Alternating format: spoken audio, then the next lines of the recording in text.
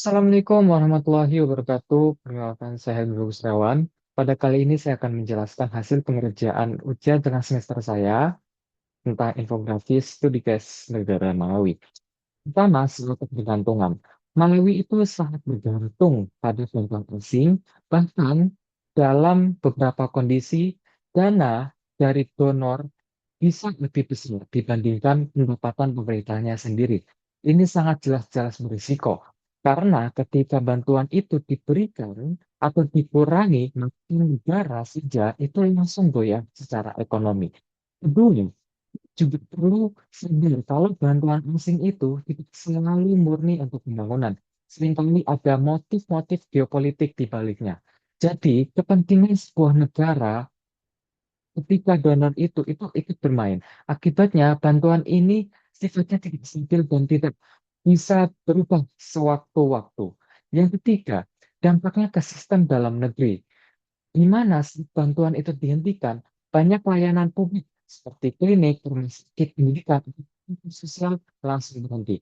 Ini menunjukkan bahwa sistem domestik belum benar-benar mandiri secara sepenuhnya dan masih sangat bergantung dari luar. Yang keempat, dari sisi ekonomi, bantuan asing juga tidak selalu mendorong pertumbuhan. Bahkan dalam beberapa kasus, justru memberikan insentif pemerintah untuk meningkatkan sebuah pajak atau melakukan reformasi ekonomi. Dan yang terakhir, terjadinya distorsi ekonomi. Banyak proyek-proyek yang dijalankan tidak sesuai dengan kebutuhan negara.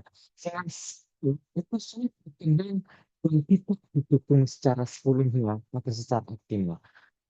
Saya ketika sebagai Menteri Bappenas, saya menegaskan bahwa Indonesia tidak perlu menolak secara menyeluruh terkait bantuan asing. Tetapi yang perlu diingat, kita harus selektif terhadap bantuan-bantuan tersebut. Apakah pengaruhnya besar bagi pembangunan negara kita, sehingga outcome dan outputnya itu menambah laju pertumbuhan ekonomi. Dan tiba atau subsidi bantuan dari luar negeri itu hanya diterima jika kita mengganggu kedaulatan, kebijakan, dan tujuan prioritas nasional kita.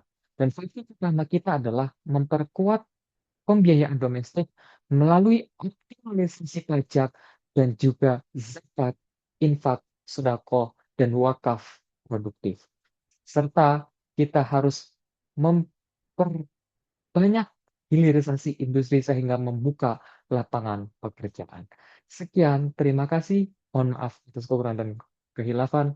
Wassalamualaikum warahmatullahi wabarakatuh.